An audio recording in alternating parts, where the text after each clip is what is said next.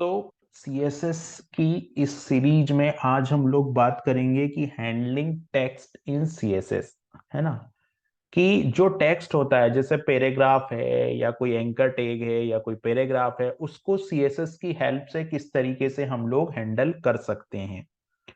ठीक है, तो जो प्रॉपर्टी है उसकी कुछ कुछ टेक्स्ट की कॉमन प्रॉपर्टी होती है ना। अभी टेक्स्ट से हैंडल क्या है, तो सीएसएस प्रोवाइड सेवरल प्रॉपर्टीज।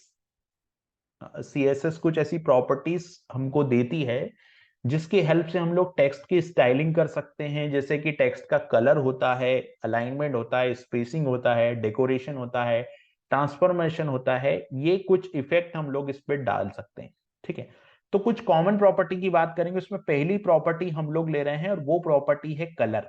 ठीक है, तभी कलर को समझने के लिए सीएसएस की जो कलर प्रॉपर्टी, इसको समझने के लिए मैं क्या करता हूं, मैं यहाँ पे एक कोड लिखता हूं। तो मैंने वीएस कोड ओपन किया, है ना। वीएस कोड ओपन करने के बाद में यहाँ पे मैं एक फाइल बना रहा हूं। मैंने यहाँ पे एक टेक्स्ट का फोल्डर बनाया और यहाँ पर मैंने index dot H T M L एक फाइल बना ली और यहाँ पर मैंने HTML5 ये HTML5 यहाँ पर बना लिया। ठीक है, और यहाँ पर मैंने जो कैप्शन है वहां पे मैंने लिख दिया हैंडलिंग टेक्स्ट इन सीएसएस। तो मैंने इसको कॉपी किया और यहाँ पर मैंने लिख दिया हैंडलिंग टेक्स्ट इन सीएसएस। ठीक है, ये हैंडलिंग टेक्स्ट इन सीएसएस यहाँ पे मैंने लिखा और इसमें पहली प्रॉपर्टी हम लोग यूज करेंगे और हमने पहली प्रॉपर्टी यहाँ पर यूज की है कलर प्रॉपर्टीज। तो कलर प्रॉपर्टी में हम लोग क्या करते हैं कि एग्जांपल लेते हैं। तो मैंने एक H2 हेडिंग ली और H2 में मैंने यहाँ पर लिख दिया हैंडलिंग टेक्स्ट इन सीएसएस। अब इस एग्जांपल को मैंने यहाँ पे रन किया, तो मैंने ओपन विथ लाइव सर्वर किया।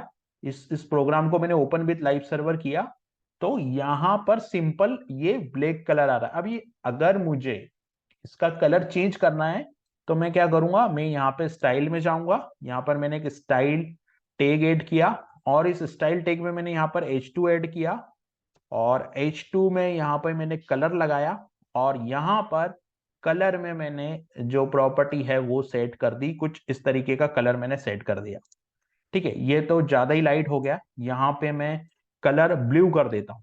ठीक है, तो कलर में गया और कलर में मैंने यहाँ पे ब्लू सेट करता हूं या फिर कोई और कलर हम लोग ले सकते हैं। तो जैसे मैं यहाँ पे जाके कलर में ब्लू ले लेते हैं हम लोग। ठीक है, ये ब्लू कलर मैंने सेट कर दिया।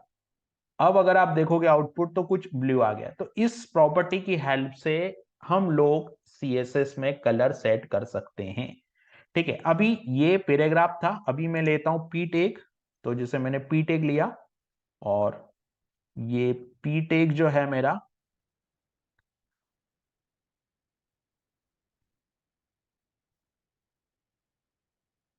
यहां पर मैंने एक पी टेग बना दिया और इस पी टेग में मैंने यहाँ पे कुछ टेक्स्ट लिख दिया।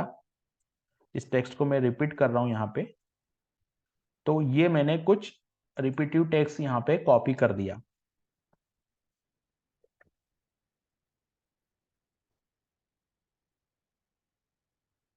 हम लोग दूसरी प्रॉपर्टी को समझने के लिए ये कर रहे हैं। तो मैंने यहाँ पे कॉपी, ये 4 लाइन का मैंने एक पैराग्राफ यहाँ पे बना दिया। अब इसको रन करेंगे तो इसका आउटपुट कुछ इस तरीके से आएगा। ठीक है, अब जो दूसरी प्रॉपर्टी हमारी होती है वो होती है टेक्स्ट अलाइन प्रॉपर्टी। सीएसएस की जो दूसरी प्रॉपर्टी, टेक्स्ट डेकोरेशन की जो दूसरी प्रॉपर्टी होती है वो यहाँ पे होगी टेक्स्ट टेक्स्ट अलाइन प्रॉपर्टी। कौन सी प्रॉपर्टी होगी? Text align property. और टेक्स्ट अलाइन प्रॉपर्टी क्या करेगी? टेक्स्ट अलाइन प्रॉपर्टी क्या करती है? टेक्स्ट अलाइन प्रॉपर्टी हमको जो अलाइनमेंट है वो कैसे रखना है वो प्रोवाइड करती है। यहाँ पर अलाइनमेंट को लेफ्ट रखना है, सेंटर रखना है, राइट रखना है या जस्टिफाई रखना है वो डिसाइड करती है। तो जैसे ये पैराग्राफ आ रहा है ना, अभी इस पैराग्राफ के ऊपर मैं क्या करता हूं, अगर मैं इस पैराग्राफ के ऊपर कोई इस पैराग्राफ के ऊपर या मैं H2 के ऊपर ही लगाता हूं। चलिए H2 के ऊपर ही मैं इस प्रॉपर्टी को लगाता हूं। तो मैं यहाँ पर H2 में मैंने ये लिखा था, यहाँ पर मैं क्या करता हूँ, टेक्स्ट अलाइन, और टेक्स्ट अलाइन को मैं सेंटर कर दूंगा, है ना। टेक्स्ट अलाइन सेंटर कर दूंगा तो आप आउटपुट देखोगे ये सेंटर में आ गया। ठीक है, उसी तरीके से अगर मैं यहाँ पे टेक्स्ट अलाइन को राइट कर देता हूं तो ये जो है वो राइट में आ जाएगा। यहाँ पे मैंने टेक्स्ट अलाइन को राइट कर दिया तो ये H2 जो है वो राइट में चला गया। उसी तरीके से एक प्रॉपर्टी और आती है, वो आती है जस्टिफाई। तो अभी जस्टिफाई कर देते हैं हम लोग, क्या इंपैक्ट आएगा देखेंगे। हम लोगों ने जस्टिफाई किया तो आप देखोगे यहां पर लेफ्ट में आ गया ये कंटेंट।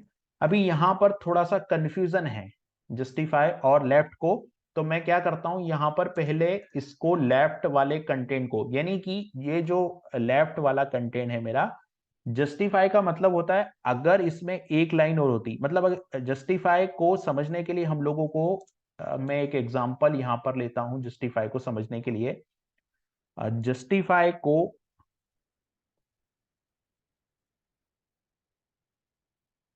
है ना, ये मैंने एक इमेज ली है इंटरनेट से। इसमें क्या होगा कि अगर मेरे को जस्टिफाई, जो जस्टिफाई का इंपैक्ट है ना, आप देख रहे हैं यहाँ पे जस्टिफाई में क्या हो रहा है कि ये जो जस्टिफाई है इसमें आप यहां पर चेक करेंगे इसको, तो ये पूरा यहां पर लाइनें जो है वो जस्टिफाई, यानी कि सेम लाइन में कंटेंट आ रहा है। आप अगर इसको देखेंगे तो ये सेम लाइन यहाँ पर बन रही है। अगर मैं इसको हाईलाइट करूं तो ये कुछ इस तरीके से यहाँ पे बन जाएगा। अगर मैं इसको हाईलाइट करता हूं तो ये जो है वो, ये जस्टिफाई का इंपैक्ट यहां पर आता है। और लेफ्ट में क्या होता है कि ये लेफ्ट अलाइन होता है, ठीक है। और जस्टिफाई में ये लेफ्ट और राइट दोनों तरफ से अलाइन होता है। तो ये वो प्रॉपर्टी होती है जिसको हम लोग बोलते हैं जस्टिफाई, है ना। ये हमारा क्या हो गया यहाँ पर कि ये जस्टिफाई के लिए ये प्रॉपर्टी हम लोग यहाँ पे यूज कर सकते हैं। तो ये है जस्टिफाई। और इसके साथ हम लोग लेफ्ट भी यूज कर सकते हैं। तो लेफ्ट में क्या होगा कि यहाँ पर लेफ्ट अलाइन होगा, ये जो टेक्स्ट यहाँ पर आ रहा है ये लेफ्ट अलाइन होगा। अगर मैं यहाँ लाइन चेंज करूंगा तो ये जस्टिफाई, अगर ये paragraph more than one line में होता या ये text more than one line में होता तो इन दोनों में डिफरेंस समझ में आता। फिलहाल ये जो जस्टिफाई अलाइनमेंट है वो लेफ्ट, सेंटर, राइट और जस्टिफाई, चार प्रॉपर्टी, टेक्स्ट लाइन जो प्रॉपर्टी उसकी चार वैल्यू होती है, लेफ्ट, सेंटर, राइट और जस्टिफाई, ठीक है। अब आता है हमारे पास में टेक्स्ट डेकोरेशन प्रॉपर्टी। एक और प्रॉपर्टी हमारी होती है जिसको हम लोग बोलते हैं टेक्स्ट डेकोरेशन प्रॉपर्टी। अभी टेक्स्ट डेकोरेशन प्रॉपर्टी क्या करती है, तो टेक्स्ट डेकोरेशन प्रॉपर्टी को समझने के लिए हम लोग यहां पर टेक्स्ट डेकोरेशन प्रॉपर्टी क्या करती है, तो टेक्स्ट डेकोरेशन प्रॉपर्टी जो होती है वो रिमूव करती है कुछ डेकोरेशन वैल्यूज को, ठीक है। तो इसके अंदर चार वैल्यू होती है। अब ये चार वैल्यू क्या क्या होती है इस प्रॉपर्टी की, तो इन चार वैल्यू को हम लोग देखते हैं। पहली वैल्यू इसमें जो होती है टेक्स्ट डेकोरेशन की वो होती है यहाँ पर अंडरलाइन। फर्स्ट वैल्यू जो होती है वो underline, overline, underline, overline, line through और नन। यहाँ पर टेक्स्ट डेकोरेशन की कितनी वैल्यू होती है, चार वैल्यू होती है। एक वैल्यू होती है यहाँ पर अंडरलाइन, दूसरी होती है ओवरलाइन और तीसरी होती है लाइन थ्रू और चौथी वैल्यू होती है नन। तो ये चार वैल्यू यहाँ पर होती है। तो इन चार वैल्यूज को देखने के लिए, ये जो चार वैल्यूज है इनको देखने के लिए हम लोग क्या करते हैं कि सीएसएस प्रॉपर्टी यहां पर देखते हैं। तो मैंने क्या किया, यहाँ पे मैं एक एक एंकर टैग लगाता हूं, ठीक है। इसको समझने के लिए हम लोग क्या करते हैं, हम लोग यहां पर या H2 में ही चलते हैं हम लोग और H2 पे ही ये प्रॉपर्टी लगाते हैं। तो मैंने यहाँ पे लिखा टेक्स्ट डेकोरेशन। तो यहाँ पर टेक्स्ट डेकोरेशन एक प्रॉपर्टी हो गई, टेक्स्ट डेकोरेशन। तो यहां पर मैंने लिखा टेक्स्ट डेकोरेशन, टेक्स्ट डेकोरेशन। और टेक्स्ट डेकोरेशन में मैंने यहां पर लिख दिया ओवरलाइन, है ना। यहां पर मैंने पहली प्रॉपर्टी ओवरलाइन यूज की है। अंडरलाइन भी यूज कर सकते थे लेकिन ओवरलाइन की तो आप देखोगे इसके ऊपर लाइन आ गई है। ओवरलाइन हमने की तो इसके ऊपर लाइन आ गई है। अब अगर मैंने यहां पर ये जो दूसरी वैल्यू है जिसे कि अंडरलाइन कर दिया तो क्या होगा, तो हम लोग उसको भी करके देख लेते हैं। तो यहां पे मैं जाता हूं और यहां पर मैं लगाता हूं अंडरलाइन। तो अंडरलाइन में क्या होगा, अंडरलाइन में ये जो प्रॉपर्टी है वो इसके नीचे आ जाएगा। ये अंडरलाइन जो है टेक्स्ट के नीचे आ जाएगी। तो हम लोगों ने दो प्रॉपर्टी देखी, एक होती ओवरलाइन और एक होती अंडरलाइन और एक होती है लाइन थ्रू। लाइन थ्रू की अगर मैं बात करूंगा तो लाइन थ्रू प्रॉपर्टी में क्या होगा वो हम लोग लगा के देखते हैं। तो यहां पर मैंने लाइन थ्रू प्रॉपर्टी लगाई, है ना।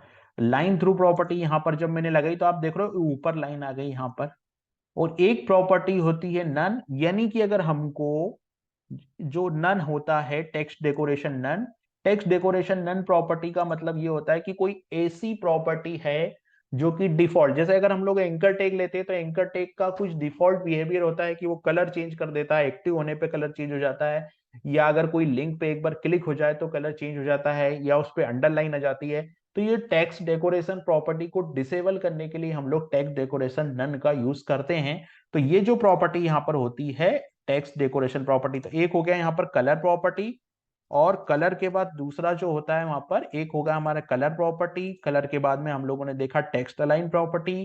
टेक्स्ट अलाइन प्रॉपर्टी के बाद में हम लोगों ने देखा टेक्स्ट डेकोरेशन प्रॉपर्टी। अब इसके बाद हम लोगों को क्या देखना है, अब हम लोगों को कुछ प्रॉपर्टी और है, जैसे कि टेक्स्ट ट्रांसफॉर्म है, टेक्स्ट इंडेंट है, टेक्स्ट हाइट है, लेटर स्पेसिंग है, वर्ड स्पेसिंग है। तो अभी नेक्स्ट वीडियो में हम लोग बाकी की टेक्स्ट रिलेटेड प्रॉपर्टी को डिस्कस करेंगे।